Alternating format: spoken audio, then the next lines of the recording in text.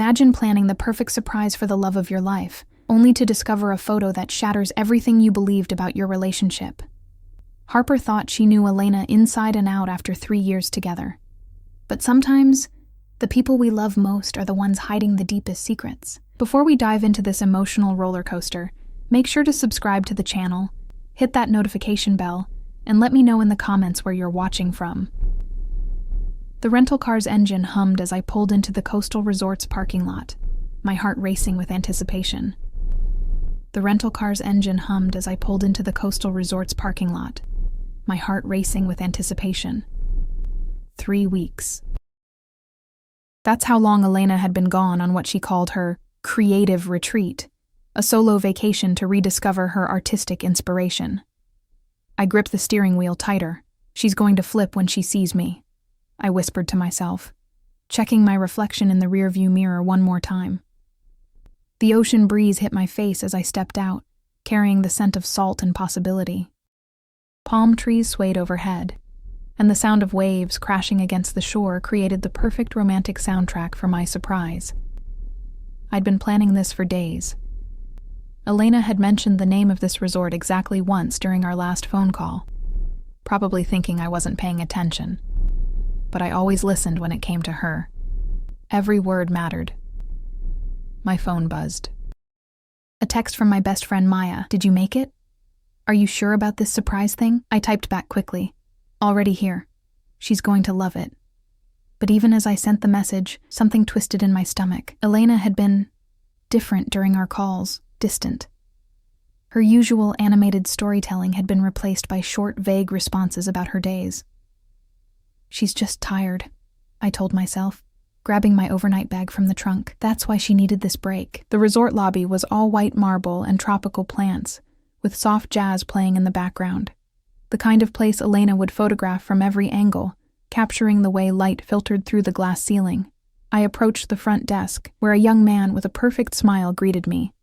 Good afternoon. How can I help you? Hi, I'm here to surprise my girlfriend.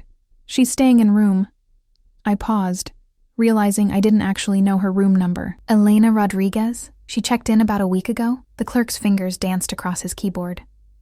I'm sorry, but I can't give out guest information for privacy reasons. My heart sank. I hadn't thought this through, but, he continued with a conspiratorial whisper, if you're family or a significant other, I might be able to help.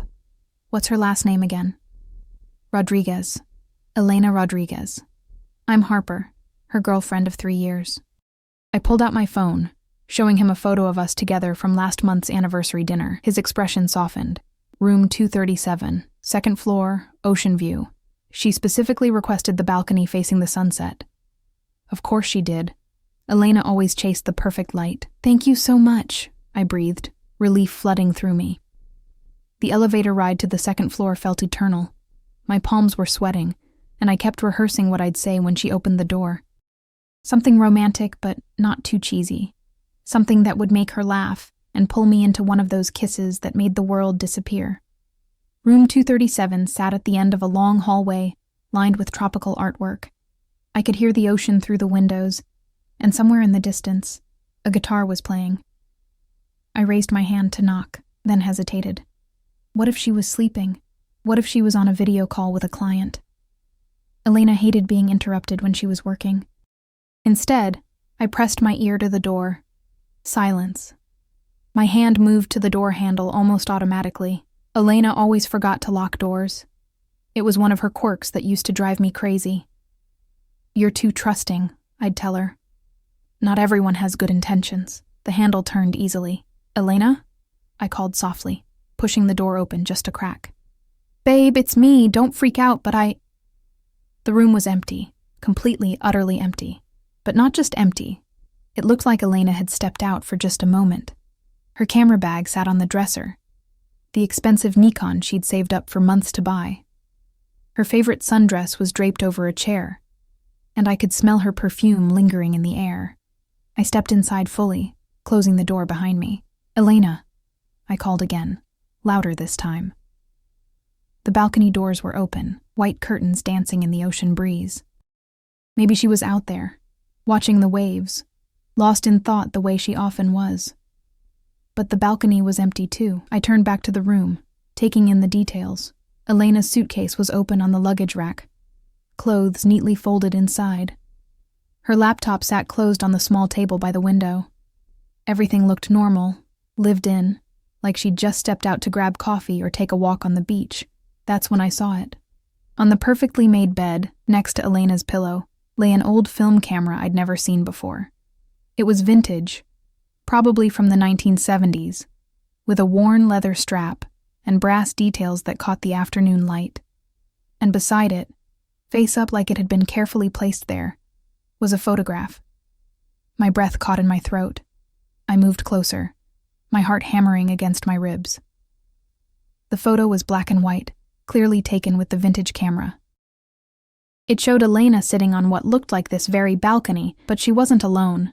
Another woman sat beside her, their heads tilted together, both laughing at something outside the frame. But it wasn't just that Elena was with someone else. It was the way she was looking at this woman. I'd seen that expression before, in our early photos together, in the mirror when Elena thought I wasn't watching. It was the look of someone completely, utterly in love. My hands shook as I picked up the photograph. The other woman was beautiful in an effortless way. Dark hair falling in waves, eyes crinkled with genuine laughter, wearing a simple white dress that looked expensive.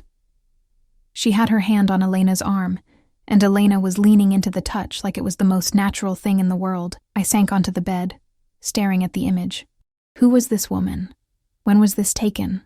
And why did Elena look happier in this single photograph than she had in months of being with me? The sound of a keycard beeping at the door made me freeze. Footsteps in the hallway. Elena's laugh, bright and musical.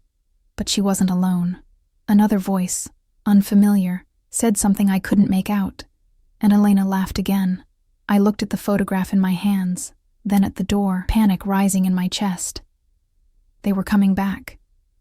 I shoved the photograph back onto the bed, exactly where I'd found it, my heart pounding so loud I was sure they'd hear it through the door. The voices in the hallway were getting closer, and I could make out Elena's distinctive laugh, the one that used to make my entire day better. But now it sounded different, lighter somehow, freer. "Think, Harper, think," I whispered to myself, looking around the room frantically. The balcony. I could hide on the balcony until they left, then confront Elena when she was alone. Or I could stay and face whatever was about to happen head-on. The keycard beeped again, closer this time. I made my choice. The bathroom door closed silently behind me, just as I heard the main door open. Through the crack, I could see a sliver of the room, including the bed where that damning photograph lay waiting. "I can't believe you convinced me to try that." Elena's voice floated through the air, warm with amusement. "You needed to loosen up," came the reply. A woman's voice with a slight accent I couldn't place. "When's the last time you did something just for fun?" My stomach clenched. Elena did fun things. We did fun things together, didn't we? I tried to remember our last spontaneous adventure, our last moment of pure, uncomplicated joy, and came up empty.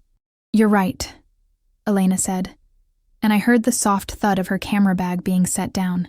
"I've been so focused on work, on everything else. I forgot what it felt like to just be present. Everything else. Was I part of everything else?" Through the crack in the door, I watched Elena move around the room. She looked different. Her hair was loose and slightly messy from the ocean breeze, and she was wearing a flowing white dress I'd never seen before. She looked relaxed in a way I hadn't seen in months. "The light was perfect today," the other woman said. "Your shots are going to be incredible." Elena picked up the vintage camera from the bed, handling it with the same reverence she usually reserved for her professional equipment. "This old thing has been such a gift," Elena murmured. "There's something about shooting film that makes you slow down, really think about each frame. My grandmother would be happy to know it's being used by someone who appreciates it." "Your grandmother." I pressed closer to the door crack, trying to get a better view of this mysterious woman. She was the same person from the photograph. Dark hair, elegant features, wearing what looked like expensive casual clothes. But seeing her in person, moving through Elena's space like she belonged there, made my chest tight with something I didn't want to name. "Sienna," Elena said, and the name hit me like a physical blow. Thank you. For everything. This week has been life-changing? Sienna suggested with a smile in her voice. Elena laughed softly. I was going to say eye-opening, but yeah. Life-changing works too. They were standing close now, close enough that I could see them both through the narrow gap. Sienna reached out and tucked a strand of Elena's hair behind her ear, the gesture so intimate and natural that I had to bite my lip to keep from making a sound. You should keep the camera, Sienna said. Consider it a gift. I can't accept something that valuable. You can, and you will. Sienna's hand lingered on Elena's cheek. Besides, I have a feeling you're going to need it where you're going, where she's going. What did that mean? Elena's expression grew serious. I haven't decided anything yet, haven't you? Sienna asked gently. Elena, you've been miserable for months. Anyone can see that. My heart stopped. It's not that simple, Elena whispered. Harper and we have a life together. 3 years of history. I can't just throw that away because I'm having doubts. Doubts. The word echoed in my head like a gunshot. But you can't stay in something that's making you unhappy just because it's familiar, Sienna said. That's not fair to either of you. Elena sank onto the bed, right next to where the photograph lay. She picked it up, staring at it with an expression I couldn't read. Look at yourself in this picture, Sienna said, sitting beside her. When's the last time you smiled like that at home? I wanted to scream. I wanted to burst out of this bathroom and demand answers. But I was frozen, trapped between the need to know more and the terror of what I might learn. She's a good person, Elena said quietly. Harper doesn't deserve this, and you don't deserve to spend your life pretending to be happy. Elena set the photograph down and looked up at Sienna. What if I'm making a mistake? What if this is just vacation feelings? What if I go home and realize I threw away something real for something that was never meant to last? Sienna was quiet for a long moment. When she spoke, her voice was gentle but firm. Then you'll figure it out. But Elena, you can't make decisions based on fear. You have to trust yourself. Elena nodded slowly, then stood up. I should shower before dinner. The salt air is making my hair impossible. My pulse spiked. If Elena came into the bathroom, this whole charade would be over. I'll wait on the balcony, Sienna said, as if reading my panicked thoughts. Take your time. I heard footsteps moving toward the balcony, then the sound of the sliding door opening wider. Elena was moving around the room, and I could hear her opening drawers, probably getting clothes for after her shower. This was my chance. While Sienna was outside and Elena was distracted, I could slip out of the bathroom, out of the room, and pretend this never happened. I could go back to the lobby, call Elena's room from the house phone, and act like I'd just arrived. But as I reached for the door handle, Elena's voice stopped me cold. Sienna? She called toward the balcony. Yeah? Thank you for helping me remember who I am. The silence that followed was deafening. I stood in that bathroom, surrounded by Elena's toiletries and the lingering scent of her shampoo, and felt my world crumbling around me. 3 years of shared dreams, shared plans, shared everything. And Elena was thanking another woman for helping her remember who she was. As if I had somehow made her forget. As if I had been the thing standing between Elena and her true self. The sound of running water filled the bathroom as Elena turned on the shower. In a few minutes, she'd be in here, and I'd have to face the truth I'd been hiding from. But first, I needed to see that photograph again. I needed to understand what I was really looking at. Because something told me the conversation I'd just overheard was only the beginning. The shower was running, steam beginning to fog the bathroom mirror, and I could hear Sienna's voice drifting in from the balcony as she took a phone call. This was my window. I slipped out of the bathroom as quietly as possible and moved toward the bed where the photograph lay like evidence of a crime I didn't understand yet. Up close, in better light, the details were even more devastating.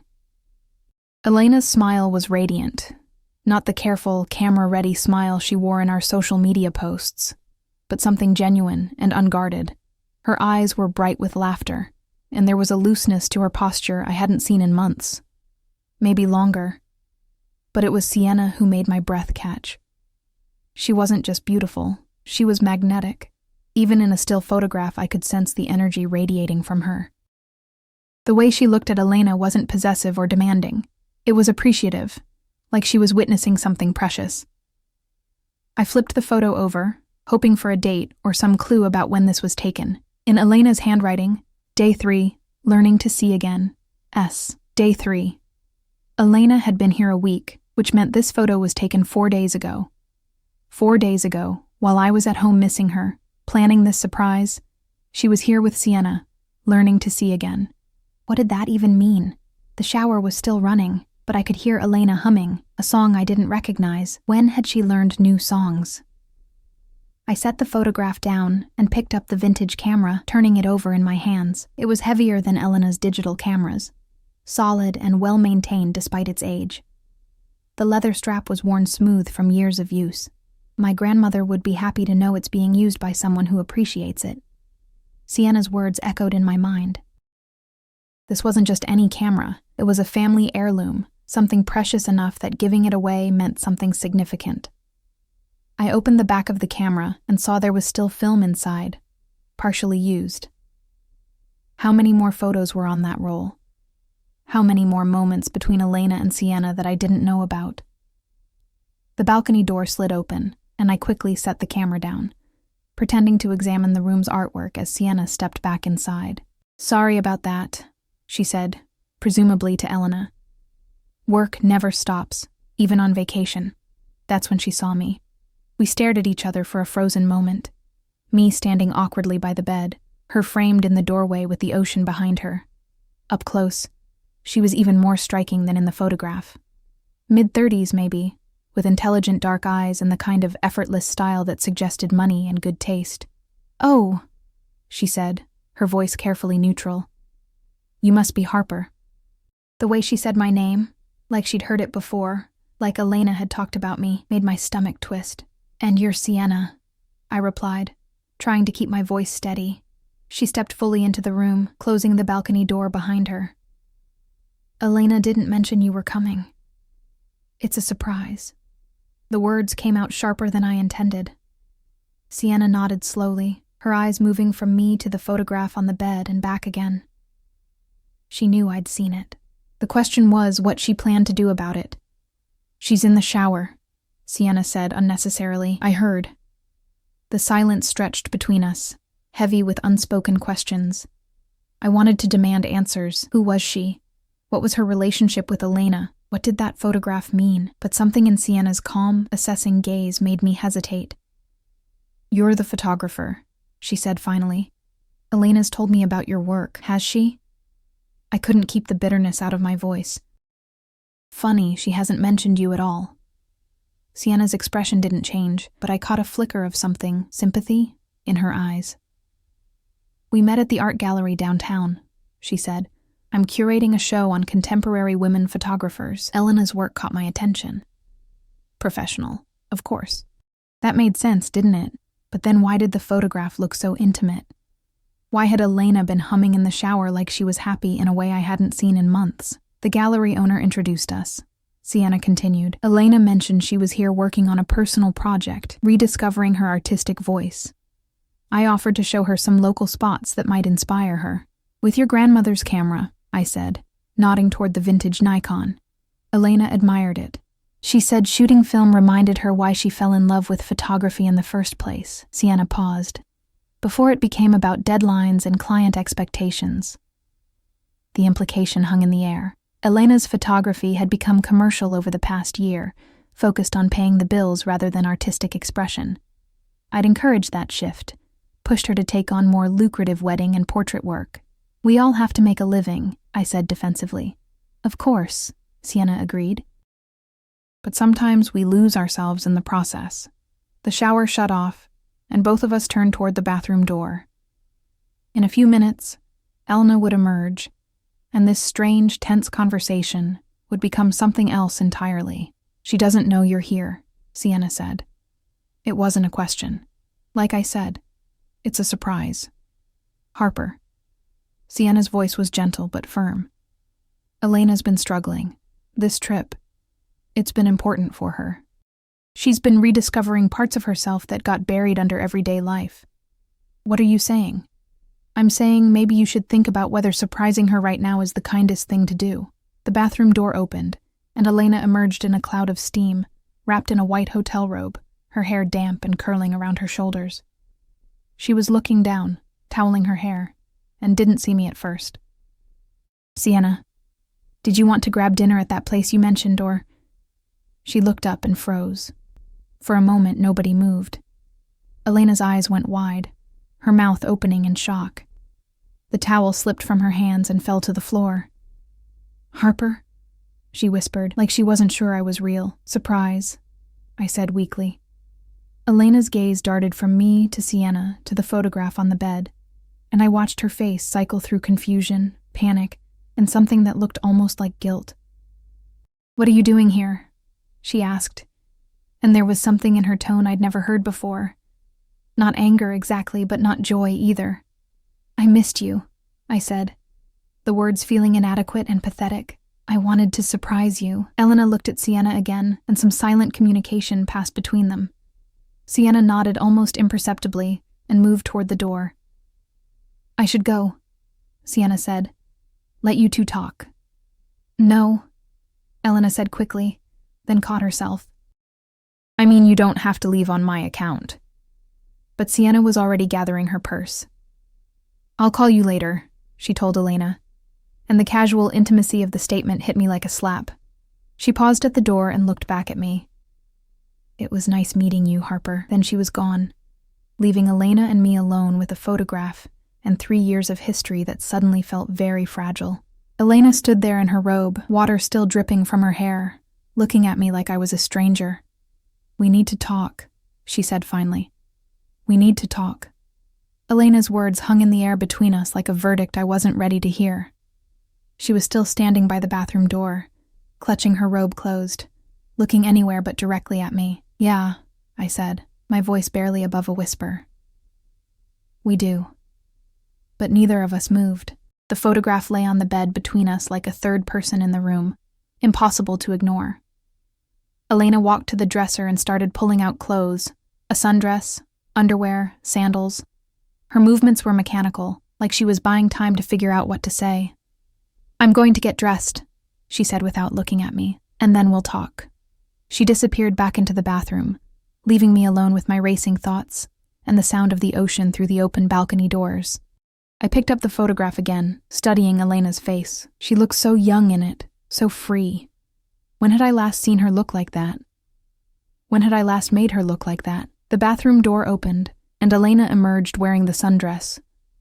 The same white one I'd seen draped over the chair earlier. It was simple, but elegant, the kind of thing she used to wear when we first started dating, before her wardrobe became more practical, more focused on comfort than beauty. "You look nice," I said automatically. "Thanks." She sat on the edge of the bed, as far from me as possible while still being in the same room. "Harper, what are you doing here?" "Really? I told you. I missed you. I wanted to surprise you. By tracking down my hotel and showing up unannounced." The accusation in her voice stung. "You mentioned the name of this place. I thought you'd be happy to see me." Elena was quiet for a long moment, staring at her hands. "I needed this time alone, Harper. I told you that. I know, but 3 weeks felt like forever, and you seemed so distant on our calls. So, you decided to check up on me?" "No, that's not—" I stopped, frustrated. "Elena, what's going on? You've been different for months. Distant. Unhappy. I thought maybe if I came here, if we had some time together away from everything, we could figure out what's wrong." "What's wrong?" Elena looked up at me finally, and I was shocked by the sadness in her eyes. "Harper, when's the last time you asked me how I was feeling? Really asked? Not just as a conversation starter?" I opened my mouth to answer and realized I couldn't. "When's the last time we talked about something other than work or bills or whose turn it is to do the dishes?" Again, silence. "When's the last time you looked at my photography, really looked at it, and told me what you thought?" "I always support your work. You support my income," Elena said quietly. "There's a difference." The words hit me like a physical blow. "That's not fair, isn't it?" Elena stood up and walked to the balcony doors, looking out at the ocean. "Harper, I've been drowning for months, and you haven't even noticed. If you were unhappy, why didn't you tell me? I tried. Her voice was so soft I had to strain to hear it. Remember when I wanted to take that workshop in Santa Fe? You said we couldn't afford it.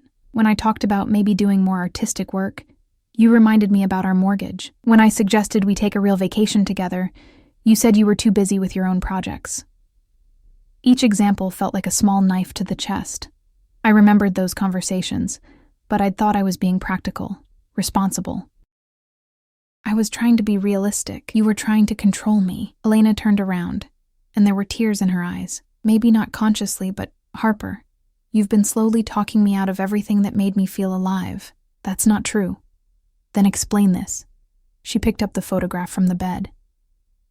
Explain why I look happier in this picture with someone I've known for a week than I have in months with you. I stared at the image, at Elena's radiant smile, and felt something crumble inside me. Who is she? I asked. Really? Elena sat back down, cradling the photograph like it was precious. Her name is Sienna Martinez. She's an art curator from Los Angeles. She's here scouting locations for a photography exhibition. And she's been showing me around the island, taking me to places where the light is incredible, where I can shoot the kind of photos I used to dream about making. That's all? Elena was quiet for so long I thought she wasn't going to answer. She listens to me, Elena said finally. When I talk about my work, about my dreams, she doesn't immediately start calculating the financial implications. She asks questions. She gets excited about my ideas. She makes me feel like my art matters. Your art does matter. To you, it matters because it pays bills. To Sienna, it matters because it's beautiful. I felt like I was drowning. Are you in love with her? Elena looked down at the photograph, tracing Sienna's face with her finger. I don't know. Maybe. I think I'm in love with who I am when I'm with her. The honesty of it was devastating. So, what does that mean for us? I asked. I don't know that either. We sat in silence, the weight of 3 years together pressing down on us. Outside, I could hear other guests laughing by the pool, living their uncomplicated vacation lives. I should go, I said finally. Harper, no, you're right. I shouldn't have come here. This was your time, your space, and I invaded it. I stood up, looking around for my bag. I'll get a room somewhere else for tonight and fly home tomorrow. You don't have to leave the island. Yes, I do. I found my bag by the door where I'd dropped it a lifetime ago. Elena, I love you. I have for 3 years. But maybe love isn't enough if I've been making you miserable without even realizing it. Elena started crying then, quiet tears that made my chest ache. I love you too, she whispered. That's what makes this so hard. I wanted to go to her, to hold her, to promise I could change, that we could fix this. But the photograph on the bed told a different story. It showed a version of Elena I hadn't seen in so long I'd forgotten she existed. Take care of yourself, I said, opening the door. Harper, wait. I turned back. I'm sorry, Elena said. For not being honest sooner, for letting things get this bad between us. You deserved better than that. I nodded, not trusting my voice, and walked out of the room. The hallway felt endless as I made my way back to the elevator. My hands were shaking as I pressed the button for the lobby, and I realized I had no idea what I was going to do next. 3 hours ago, I'd been planning a romantic surprise. Now I was planning how to rebuild my entire life. The elevator doors closed, and I caught a glimpse of my reflection in the polished metal. I looked like someone who'd just lost everything. Because I had. The hotel lobby felt like a fishbowl as I stood there with my overnight bag, trying to figure out my next move. Other guests moved around me with purpose, checking in, heading to dinner, living their normal lives while mine fell apart in real time. Excuse me, I said to the same desk clerk who'd helped me earlier.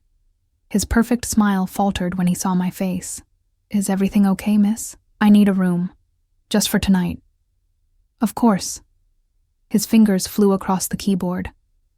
I have a standard room available, or if you'd prefer, anything is fine. He handed me a key card and directions to room 118, ground floor, garden view. as far from Elena as possible, which felt appropriate. The room was identical to Elena's except for the view.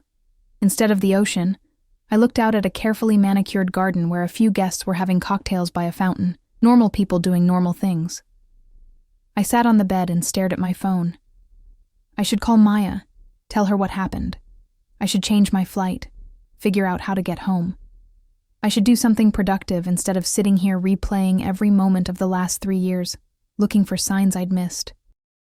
Instead, I found myself walking back outside. The beach was a 5-minute walk from the hotel, and the sun was starting to set, painting the sky in shades of pink and orange that Elena would have loved to photograph.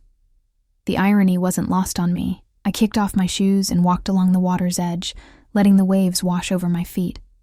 The beach was mostly empty, except for a few couples taking sunset photos and some kids building sandcastles. Rough day? I turned to find Sienna sitting on a piece of driftwood about 20 feet away. She'd changed into jeans and a flowing white shirt, and her hair was loose around her shoulders. "You could say that," I replied, not sure if I wanted company or solitude.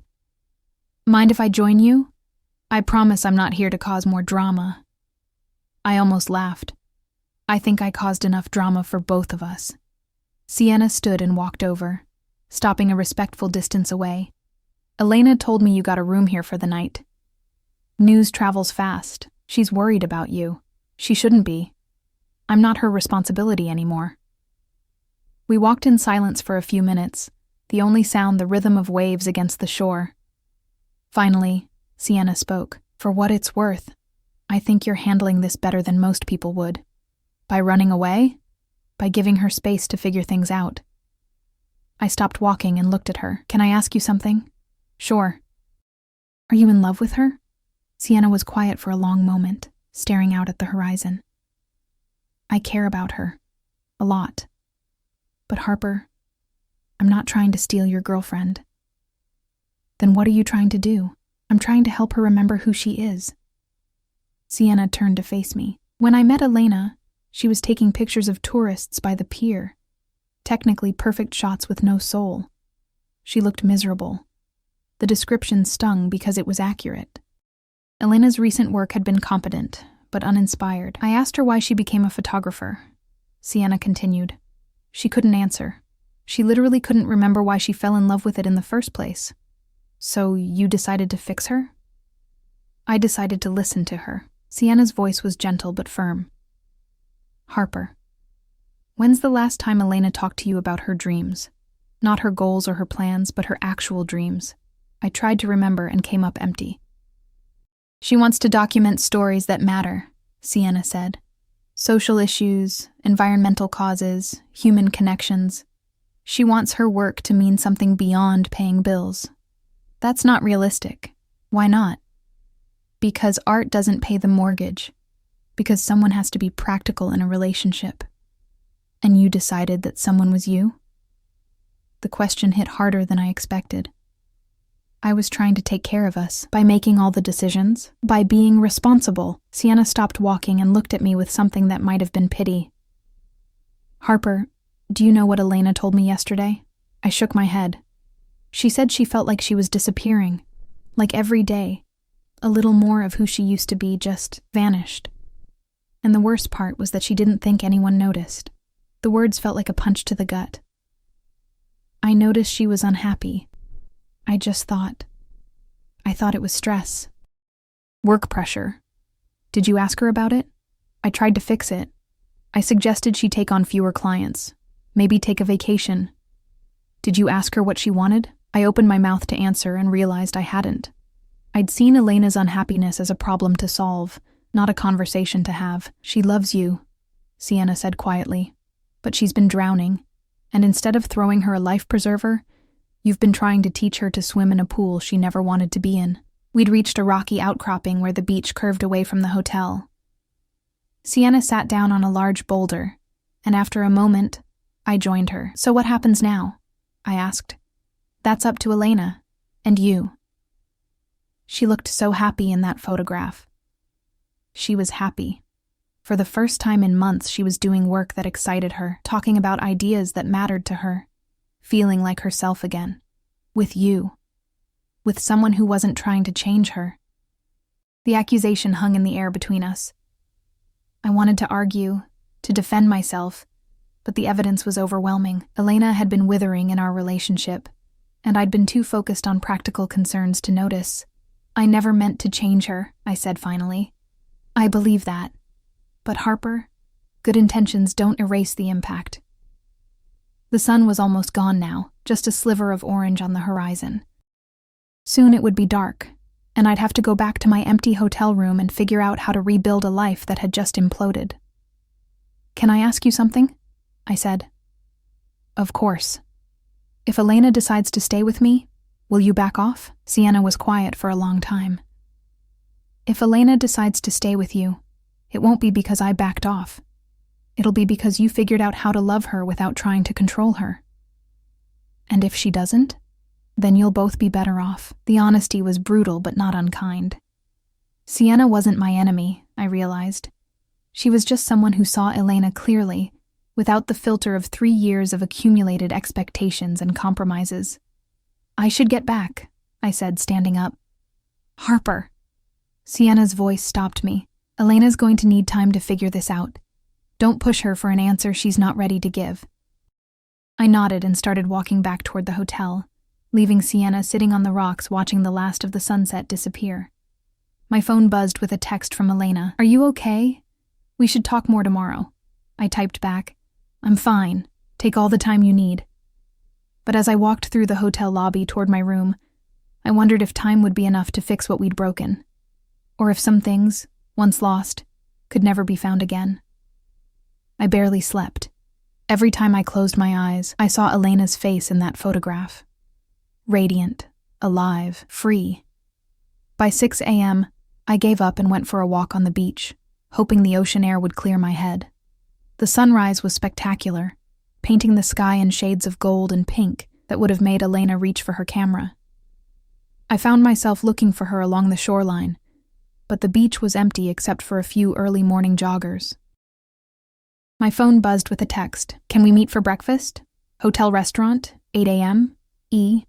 I stared at the message for a long time before typing back, yes. The hotel restaurant was an open-air space overlooking the ocean, with white tablecloths and tropical flowers on every table. I arrived early and chose a table in the corner, away from other guests.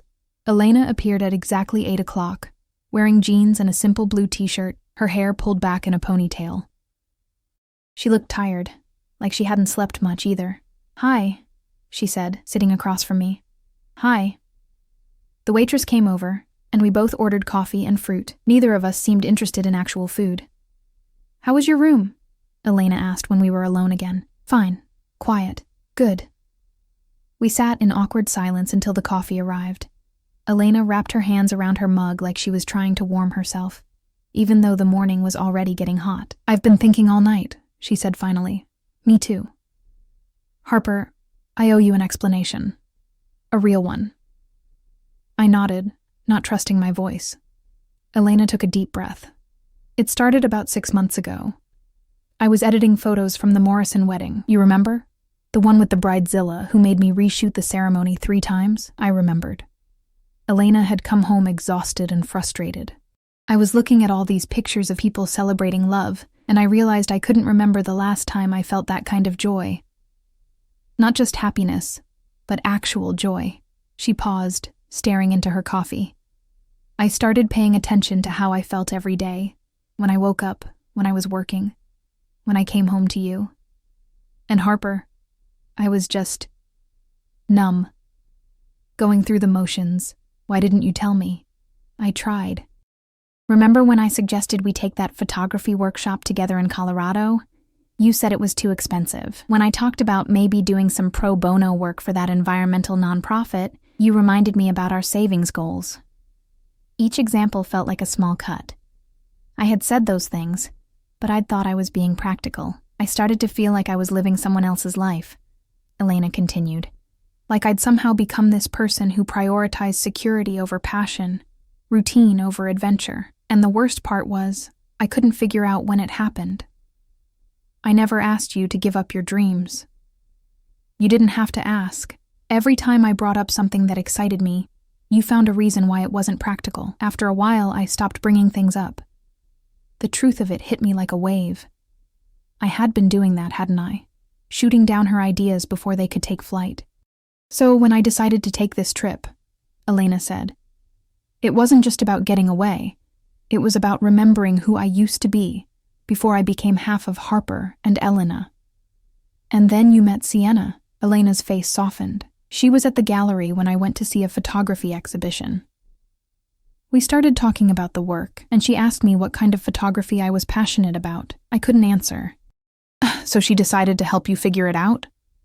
She offered to show me some places on the island where I could shoot. No agenda, no expectations, just space to explore. Elena pulled out her phone and showed me a photo. A black and white image of an elderly fisherman mending nets, his weathered hands telling a story of decades by the sea. I took this yesterday, she said. It's the first photo I've taken in months that made me feel something. The image was beautiful, full of emotion and character. It was the kind of work Elena used to do before she got caught up in the commercial photography world. It's incredible, I said, and meant it. Sienna helped me see it, not just the shot, but the story behind it. She asked me questions I hadn't thought to ask myself. Like what? Like why I was so afraid to take risks with my work. Like when I stopped trusting my own artistic instincts. Like what would happen if I stopped worrying about making money and started focusing on making art that mattered. I felt a familiar surge of anxiety. Elena, you can't just ignore practical concerns. See? Elena's voice was gentle but firm. That's exactly what I'm talking about. I mentioned following my artistic instincts, and your first response is about practical concerns. She was right. I'd done it again without even thinking. Harper, I need you to understand something. Sienna didn't seduce me away from you. She just reminded me that I used to be someone who took chances, who believed my work could make a difference in the world. Are you in love with her? I asked again. Elena was quiet for a long moment. I'm attracted to her, yes, but more than that, I'm attracted to who I am when I'm with her. She sees potential in me that I'd forgotten existed. And with me? With you, I feel safe, secure, but Harper, I also feel small. Like I'm constantly being talked out of the things that make me feel alive. The words stung because they were true. I had been doing that, hadn't I?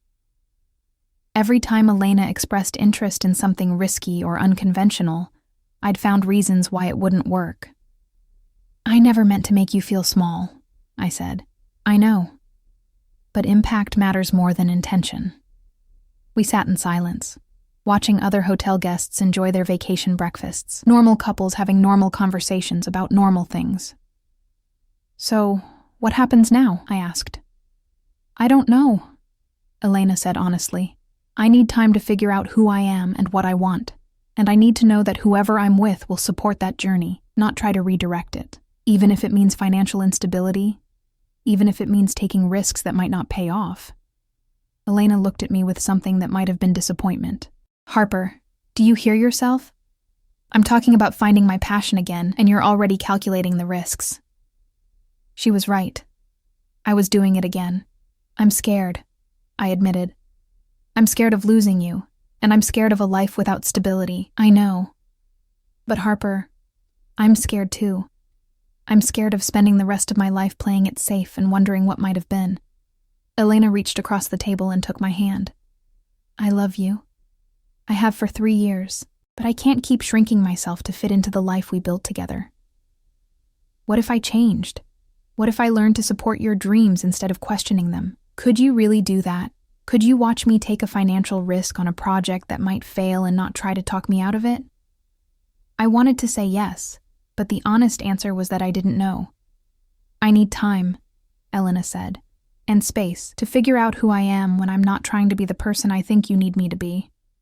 How much time? I don't know. Maybe I'll stay here for another week, maybe longer. With Sienna? Maybe. Harper, I'm not making any promises about what will happen between Sienna and me, but I am promising to be honest with you about whatever I decide. I nodded, even though it felt like my heart was breaking. I should go, I said, standing up. Your flight isn't until this afternoon. I'm going to try to change it. I think I need to go home and figure some things out too. Elena stood as well, and for a moment, we just looked at each other. Harper? Yeah? Thank you for listening, for not trying to fix this or convince me I'm wrong. I almost laughed. Trust me, I want to. Every instinct I have is telling me to fight for us, but you're not. Because maybe fighting for us means letting you figure out what you need. Elena's eyes filled with tears. I do love you. I love you too. That's why I'm going to let you go. 6 months later, I was sitting in my apartment in Portland, editing photos from a corporate event, when my phone rang. Elena's name appeared on the screen, and my heart did the same little skip it had been doing every time she called over the past few months. Hey, I answered. Hey yourself. How are you? Good. Busy. I just finished shooting a tech conference that was about as exciting as it sounds. I saved my work and leaned back in my chair. How's the exhibition coming along? It's incredible, Harper. The response has been amazing. 3 of my pieces sold on opening night. I could hear the joy in her voice, the same joy I'd seen in that photograph 6 months ago. That's fantastic. I'm so proud of you. And I meant it. After Elena had decided to stay in California and pursue her artistic photography full-time, I'd had to learn how to be proud of her choices even when they scared me. There's something else, Elena said, and I could hear the nervousness in her voice. What's up? I'm coming to Portland next week for work, but also, I was hoping we could talk, in person. My stomach fluttered. We'd been talking regularly since she'd moved to Los Angeles, but we hadn't seen each other face to face since that morning at the hotel restaurant. Of course, I'd like that. Good. I'll text you my flight details. After we hung up, I sat in my apartment looking around at the space that had once been ours. I'd redecorated after Elena left, painted the walls a warm yellow, and bought new furniture. It looked good, but it still felt too quiet sometimes. The past 6 months had been a journey I never expected to take. After leaving the island, I'd spent weeks angry and hurt, convinced that Elena had thrown away something good for a fantasy. But slowly, with the help of therapy and some honest conversations with friends, I'd started to see things differently. I'd started to see how I'd been controlling without meaning to be. How my need for security had slowly suffocated Elena's dreams. How love without freedom wasn't really love at all. I'd also started taking my own risks. I'd quit my stable but soul-crushing job at the marketing firm and started freelancing as a photographer.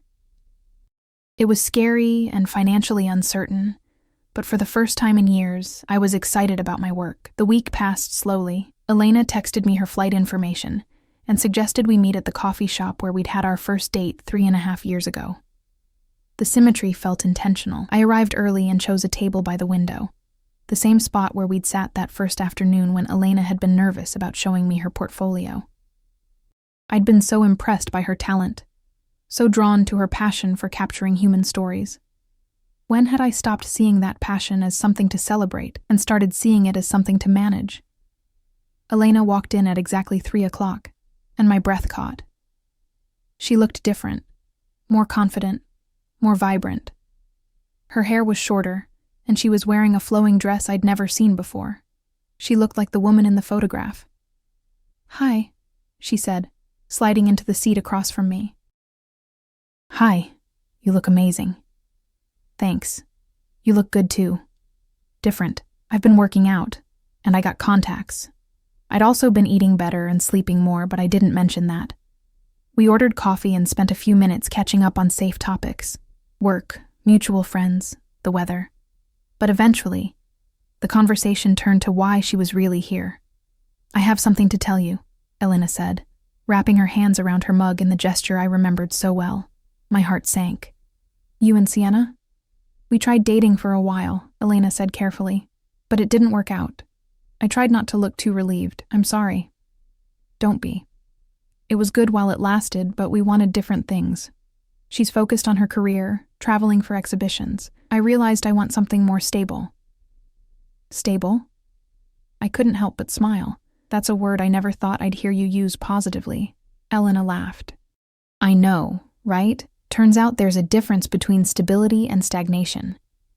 I want a partner who supports my dreams, but also wants to build something lasting together. And Sienna wasn't that person? Sienna was exactly what I needed at that moment in my life. She helped me remember who I was and what I wanted. But she was never meant to be forever. Elena reached into her purse and pulled out a small photo album. I wanted to show you something. She opened it to reveal a collection of photographs from her recent work. Portraits of immigrants sharing their stories, environmental activists protecting old-growth forests, elderly couples celebrating decades of marriage. The images were powerful, emotional, full of the passion I'd fallen in love with years ago. These are incredible, I said, and meant it. I've been documenting stories that matter to me.